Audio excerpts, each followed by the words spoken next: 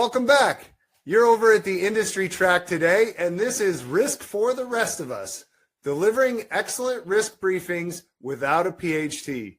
I'm so excited to welcome Thomas Pullen, one of my favorite speakers to interact with when I'm out on the road. He's with Deltec Project Portfolio Management, and he is a risk expert. Risk management doesn't have to be intimidating, and Tom is going to prove that for us. He's going to share how to simplify risk briefings, communicate with confidence, and help teams make smarter, faster decisions. Everyone give a warm welcome to Tom. All right, thank you for the introduction. Risk for the rest of us. Let's get right into it.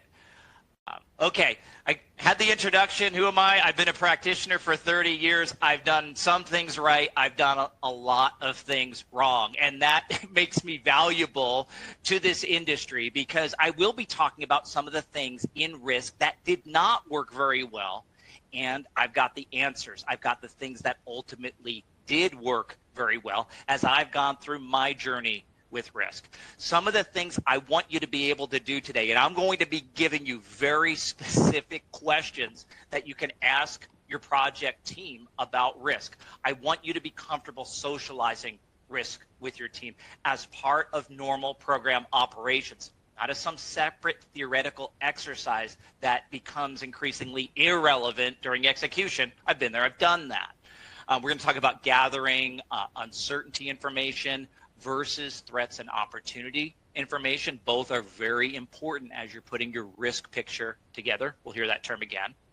We are going to talk about the basics of risk charts and reporting. We've got a quick session today. I'm not deep diving on these charts. We will talk about them notionally, and I will talk about my favorites and highlight my favorites. You will not be left wondering.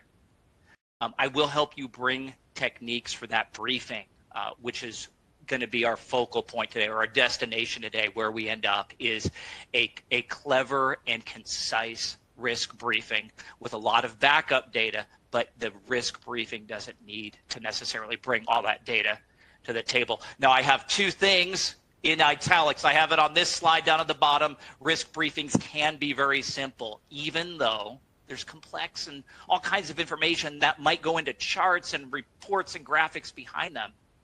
But maybe those get separated from the briefing itself. Maybe they're great backup data and tools for additional investigation when it's needed. And this is my favorite point today. This is why we do this. Only when we stare deep into the frightening abyss of potential future project failures can we truly understand the steps that will be required to prevent that scary future from happening, from becoming our reality. The goal of a risk exercise is not to be optimistic. I want the optimists somewhere else. I want them at the table. But we have to see how bad things can get so we can prevent that scary, risk-delayed future from happening. If we're not candid about what can go wrong, we won't be motivated or even understand the steps that might be needed to prevent that delayed and overrunning future.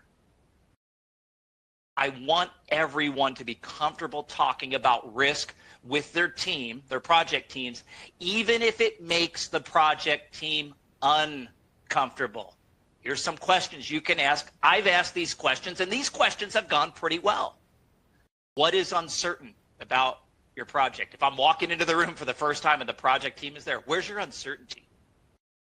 Where in your plan can uncertainty affect outcomes? Sometimes the first question's easier than the second question, and I'm not just looking for the answers. I'm looking to see if anyone's even thought about this yet. It's fine if they haven't. I will help them think about it now. But maybe they've already prepared a lot of documentation that I'm not familiar with, and this will help bring it to the table. Ultimately, this is a confidence-building exercise. I like that word with respect to risk. Risk sounds scary. Confidence sounds really good, so I'm going to use it a lot. I get really concerned when a team says we don't have any uncertainty. Like I said, I've been in industry for a long time, and I often see projects finish late. I don't often see projects finish early. Late means there was uncertainty that we didn't know about or we didn't talk about, or both. The way that I say that nicely is projects tend not to be executed as planned. It's just something that I've seen, and I think maybe you all have seen that too. And hailing back to that quote earlier, only when we acknowledge the uncertainty and see that it really can happen will we take the steps to gain the confidence that we need to execute on time. Threats, named threats and opportunities. And over on the right, I know the text in the graphic is pretty small. This is just a notional risk register, just to get you thinking, and for me to use the term risk register because it is important.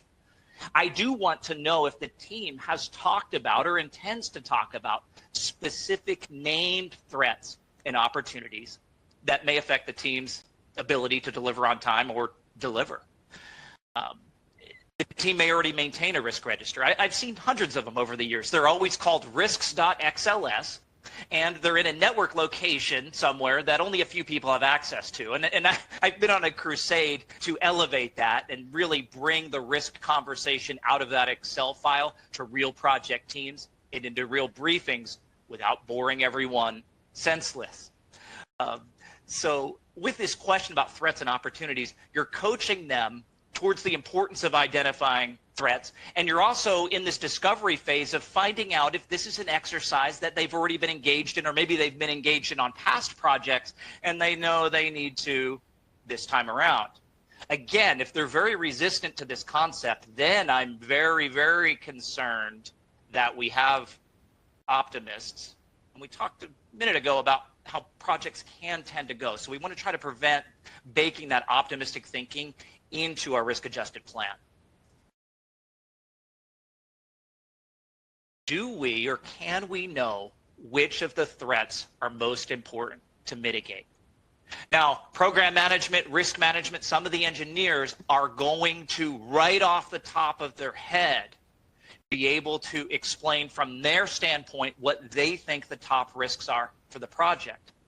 But they might not be looking at the whole picture, meaning they might be looking at risks that will affect intermediate milestones, but maybe don't know what the threats are that could affect the entire effort as a whole. Everyone looks at their piece of the pie, but someone at some point, preferably a group of people who carefully analyze the forecast, would also look at a risk-adjusted forecast and see what needs to be mitigated to get the forecast and the risk-adjusted forecast back in line.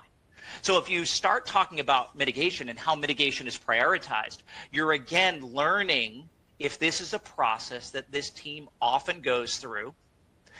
If they're talking about mitigation, they're acknowledging that they do have risk. That's really good. Even if they say things like, hey, these risks can't be mitigated, I totally understand that.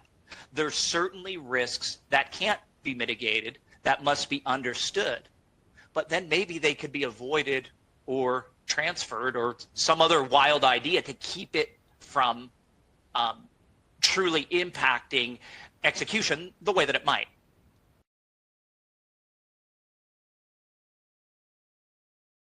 Now some bigger picture questions here, and I've heard all kinds of answers to these questions. Some I agreed with, some left me shaking my head.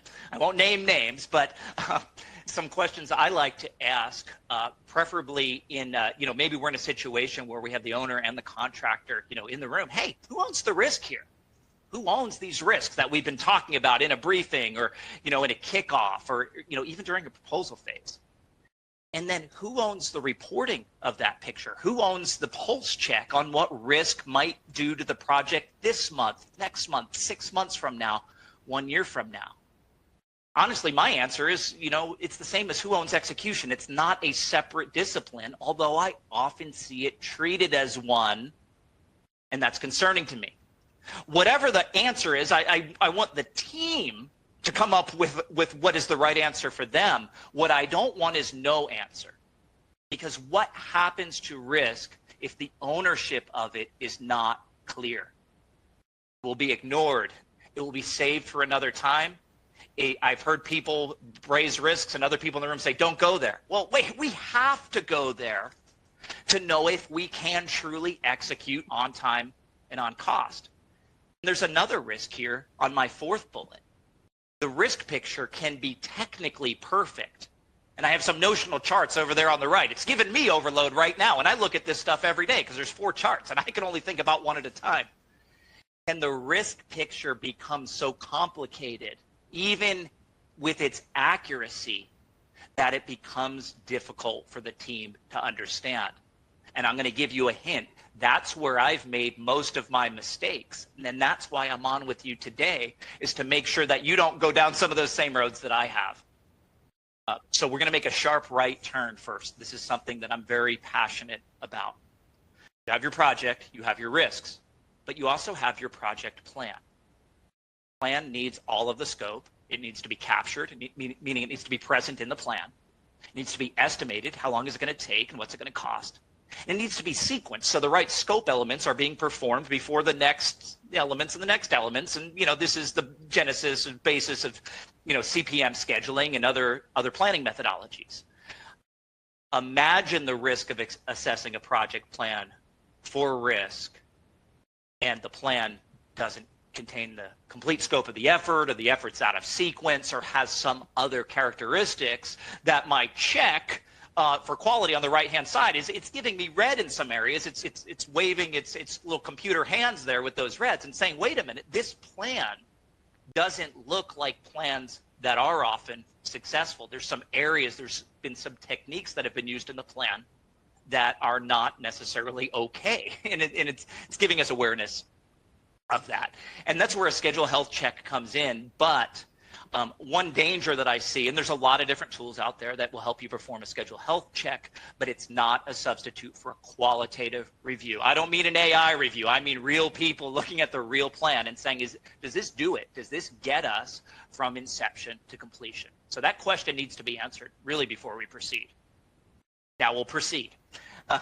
So some lessons learned along the way about establishing uncertainty. A lot of organizations, even today, and this is totally fine, use 3-point estimates, meaning all the activities have been estimated for the amount of time that they're expected to take. And then we also ask them for a minimum duration and cost, a most likely, and a maximum. So if we have a 10,000 line schedule that has 10,000 duration estimates, we're asking them for 3 more per activity. That's like 30,000 more estimates. Hey, my heart goes out to people who do it that way. I like simpler tools and techniques for that, which I'll talk about in just a minute. What I don't like is an engineer saying, okay, well, I've estimated my tasks. They all come out to about 100 days. So make my best case 90 days and my worst case 110 days. That doesn't have basis. That doesn't have justification. Often it certainly could. I doubt it. So I recommend developing ways to simplify that exercise. In fact, on the right-hand side of the screen, I do have a screenshot from some software here that uses a red, yellow, green stoplight methodology. And it might not be apparent in the screenshot, but my work breakdown structures are rolled up. So I can set red, yellow, or green at the roll-up level, and those values will cascade down to the subordinate levels. And by values, I have the table of the math. I'm not expecting you to read all those numbers there, but there's solid mathematical basis and calculations that happen when the different colors are set, which I think is pretty cool. Now, a couple slides here on discrete threats and opportunities, because this is super important and it's going to have a big payoff in your risk briefing. Talked about uncertainty. That is assigned on tasks that are already named in the schedule. Threats and opportunities have names of their own, but those names are distinct from individual tasks in the schedule. These are named events that may or may not happen that will affect execution of certain tasks in the schedule. These should be assessed individually, maybe hierarchically, meaning maybe a risk is mapped into an entire scope of work or a work breakdown structure area instead of one activity at a time. That's totally cool. But I want each threat to have its own unique probability of occurrence, and then the likely schedule and cost impact if it does occur. No fill down, no Excel tricks here. They should be evaluated individually.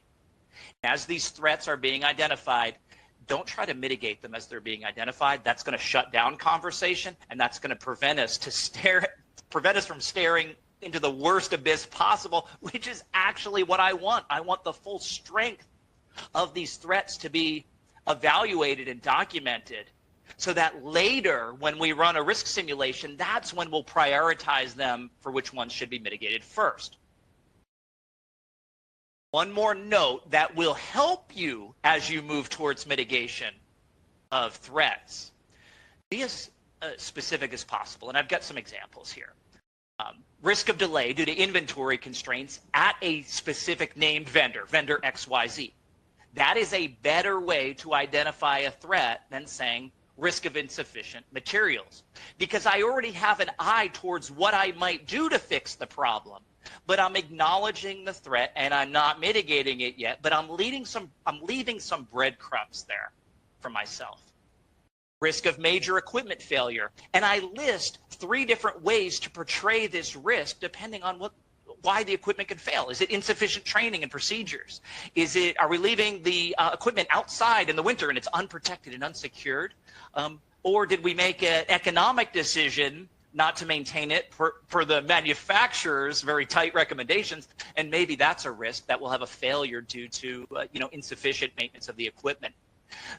Those bottom 3, really all of them, they become easier to mitigate when that discussion happens because, insufficient training and operational procedures. Maybe we need to spend a little more there. Maybe we need to spend to protect the equipment. Maybe we need to spend a little more to do the maintenance that the manufacturer calls for so that we have a lower likelihood of the equipment failing later on. Now, you put all that information into your, risk tool of choice at Deltek. We've got our favorites, but most risk tools, when you run a risk simulation, or what's often called a Monte Carlo simulation, depending on the risk tool, you will get this risk exposure histogram. Now, I have it really tiny on the right side of the screen because I don't want you reading this chart today. I don't bring them to my risk briefings anymore. At least I don't put them up on the screen. They can show all kinds of different shapes. Mine's sort of like a curve with a peak in the middle. What I want you to know about this is this shows you along the bottom, there's dates. This shows you how often different finish dates occurred for this project in the risk simulation. The taller the bar, the more often that date came up in the simulation. And quite often the date with the tallest bar, and those to the right of it, are a conservative way to estimate when the project will finish, and often they are later than the date that you have in your project plan. So that makes me nervous. I like this chart. I used to brief this chart all the time. I really don't anymore. I keep it as backup because it's real heavy on the what, but it doesn't tell us why we're expected to see those delays, but it does help us understand the depth of the problem. How far away are those dates towards the right that, versus the date that we know we should finish the project by? And there's a data table, behind it. Again, I don't want to get too far into this. Some of you might recognize things like the P80 or the P90 confidence date. So for the P80 confidence date, we expect 80% of the time the project will finish as late as that date. And like I said, normally that date, and in my example here, it holds true as well. Normally that date is passed when you've told everybody this project is going to be finished, including your customer. Talk about what I like better. The risk drivers tornado is something that I bring every single time. I've got it notionally out here to the right. If you look at my very last bullet, when I brief this chart, it's usually so self-explanatory, and I will explain it. I often open with, this means what you think it is. I have the risks. There's actually 24 risks on the sample risk register that I used, to generate these screenshots. But there's only 1, 2, 3, 4, 5 that appeared on the chart because these are the 5 things that are threatening execution most on this project. The number's real small. The top one says 47 days. The second one says 28 days. The next ones are like just barely over a week. To focus the team on those first 2 from a risk register that had 24 named threats on it. The top 2 are the ones that if we mitigate, to state this in a positive way, if we mitigate those top 2 threats, we should have something that looks much closer to an on-time delivery of this project. That makes me happy. That's going to make my program management happy. That's going to make my customer happy. If we can show a solid path of steps to mitigate, avoid, something else with these risks to make them invisible to us, hopefully mitigate, we should expect something much, much closer to on-time execution. This is called the tornado chart. A lot of the risk tools can run them. Not all of the risk tools out there can rank them by threat like I have here. And this, like I said, is my favorite view. And it is by far resonated the most with the risk briefings that I've given. Let's bring it home with that briefing. These are things that I've just learned along the way. Use your judgment on how much or how little information. Do you bring the one chart? Do you bring one of those tornado charts for each major work breakdown structure on the project? Or do you just bring the ones that are most newsworthy right now? That's up to you on where the project stands right now, what your customer is expecting from you, and what your program team is. This will be disruptive. A little or a lot, but bringing risk into the forecasting conversation is inherently disruptive because it may be dissimilar from the forecast that's in the project schedule. It is a fantastic conversation starter to bring that risk driver tornado chart. Talked about bringing maybe different versions at different work breakdown structures. Start simple, hard-hitting remarks. Our stated forecast does not take the true impact of our top 3 risks into account. That should be breaking news. Either the risk picture is wrong, which I doubt, or the forecast needs a little tuning up based on the risks that we're aware of right now and where we are with mitigation on them. And if we're not very far into mitigation, we have a variance that we need to resolve in some way. All right, last pieces of advice here. Be prepared for objections. I've been told the charts are wrong. Change the 80% confidence date or the P80 date. Well, that's an outcome. So to change those dates, you've got to look very hard at the inputs, the uncertainties, and the named threats and opportunities and be honest about them. And maybe there's some refinement, that's fine, but maybe they need to stay the way that they are with what we know right now. And that risk abyss doesn't look so great until we bring clarity to things like mitigation. Don't let the risk assessment be put in the corner. It's not ancillary program documentation. It's not a conversation for another day. It's a conversation for planning and execution that will affect both and should be at the table for both. That's why I say, I've been told, thanks for doing risk. Now on to the real program business or other program business. No, it is the program business. And then finally, sometimes I find myself in the position to say only when we stare deep into the frightening abyss of future project failures can we understand the steps that will need to be taken to prevent it. That is my prepared material, but we do have a couple minutes for Q&A if anyone does have some questions or needs some clarity.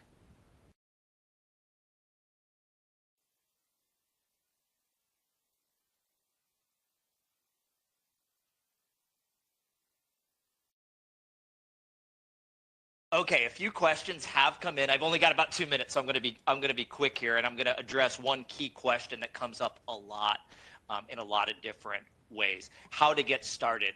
You don't get started with a briefing. You need to get started to be able to do a briefing. And some people might be surprised to hear me say this. You actually don't get started with a software tool. You get started with candid discussions with your executives and your program managers about what reliable project delivery looks like. Look at past jobs that have experienced delays and overruns. What could have prevented those delays? What do we know now that we didn't know then? And how would we have documented that at the time? What would on time have been able to look like if we had that information? So that's exactly what you can do. I don't like necessarily being backwards looking, but in order to get the team motivated to look at risk, you don't buy a software tool and now everybody does risk. You look at what you can and should do from a risk standpoint, and then have that drive your decision on whether you need tools or additional resources or something to be able to get it done. And then from the software side, there's fantastic solutions out there today and being developed that help you leverage AI. That's a question that comes up a lot recently, to do things like identify your risks and identify mitigation strategies for risks. All right, that's all the time I got for Q&A. We'll get back to everybody with your questions, but I'll turn it back over to Kahua. Thank you very much.